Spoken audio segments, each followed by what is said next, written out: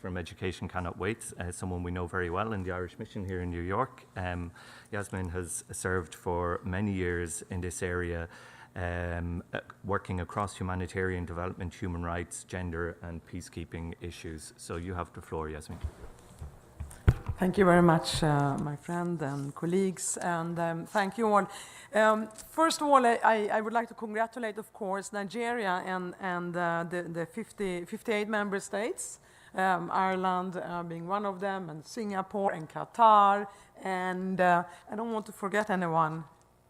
Help me. I'll give you a list. Norway, of course, another of our close friends, and we have them all here. Yeah, I think I mentioned everyone. To take forward the resolution for the new International Day on Education, because it keeps serving as a reminder that we have not fulfilled our commitments and obligations. And you mentioned the establishment of the United Nations in 1945. And when we look back, we see that a lot has been done, but we have a long way to go until we achieve the beautiful commitments and promises made in the UN Charter, and one of them is the right to education.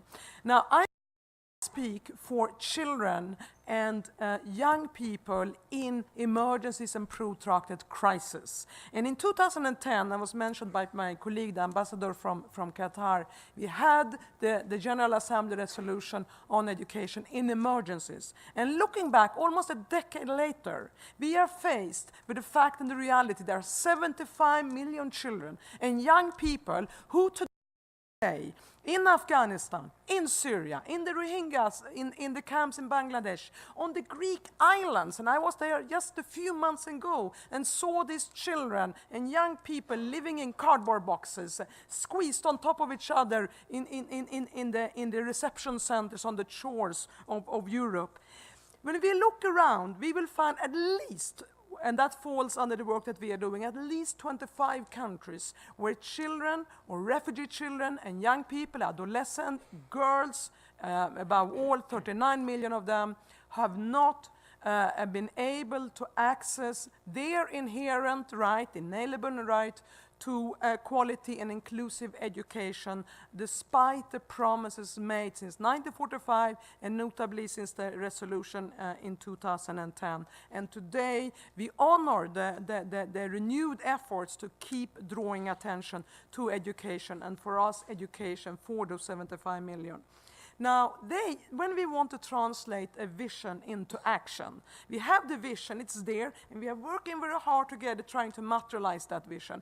But the reality is that when we deal with emergency and crisis, we are dealing with additional challenges. We have already the fact that there is abject poverty around the globe, but in emergencies and crisis, and for refugees and internally displaced, there are an additional layer.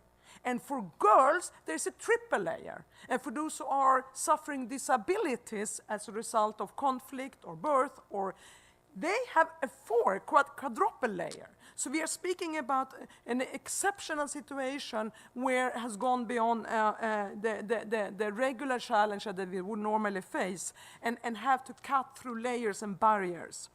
Now, 1 out of 4 of the world's school-age children and youth who are living in crisis of conflict are affected. They do not access education.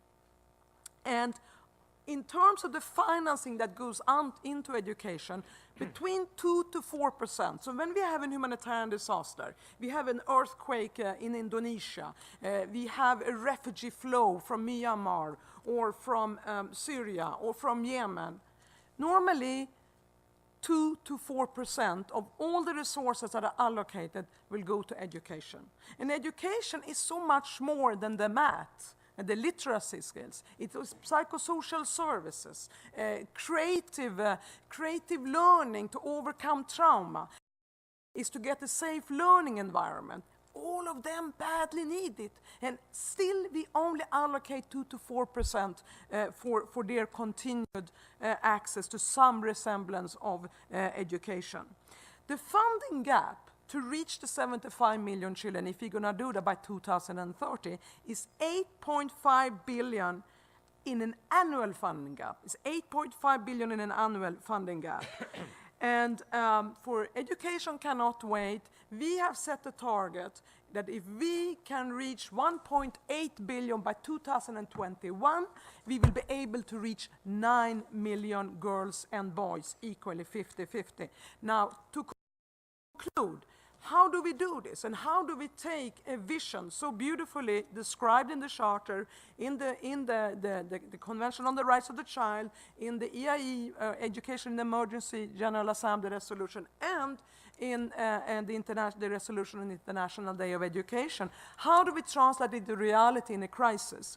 Well, first, we have to do something that everyone says in this building. And is saying it more and more open today with our new Secretary General. The World Bank is saying the same. The EU is saying the same. We need less bureaucracy and more accountability.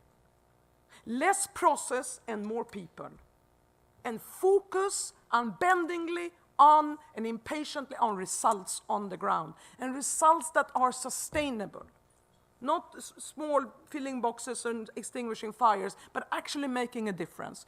And that's why Education Cannot Wait works together with the humanitarian community to be able to respond to the immediate needs when there is an influx, an outbreak of a disaster, and the development actors so that we can lay the building blocks for medium and long-term systemic changes and achieve actual learning outcomes through multi-year programs. And we work with partners like UNICEF, UNESCO, UNHCR, Save the Children. We are in discussions with Qatar on education above all, and many others. And we have 13 very strong donor partners in Scandinavian countries and many Europeans and the EU and many others and Canada who have come in and invested in Education Cannot Wait, because it's the first time that we bring together the humanitarians and the development actors in a new way of working. We operate with speed, but we are searching for depth. So we say humanitarian speed with development depth. And depth means quality, and it means sustainability. So it's a new way of working, which also echoes the outcome of the World Humanitarian Summit and also the efforts of the UN reform today. And we look forward, of course, to more partners, governments, private sector, civil society, teacher associations, and many others.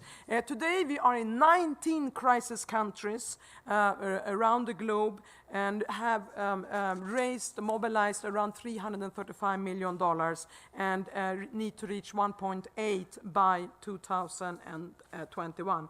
To conclude, I've been very inspired today to listen to everyone. And I hear words like education for justice or humanity and the need to open mindsets and the freedom of thought and education as a means of leading children and the youth out of darkness into the light. And from all my travels, and Education Cannot Wait is very field-driven and oriented. We travel a lot to the camps, to the disaster sites.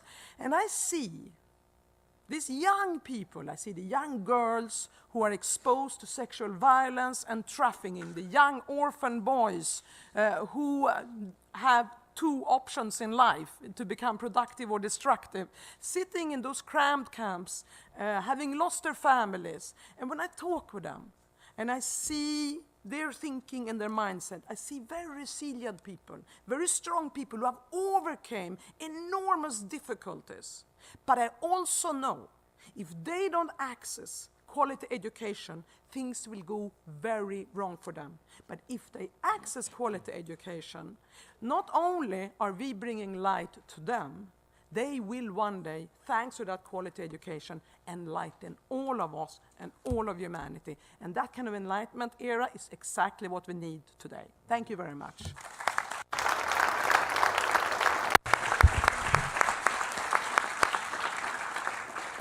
Thank you, Yasmine. And that the access to education in emergencies and crisis situations is one of the biggest challenges we face. And you painted that picture very vividly.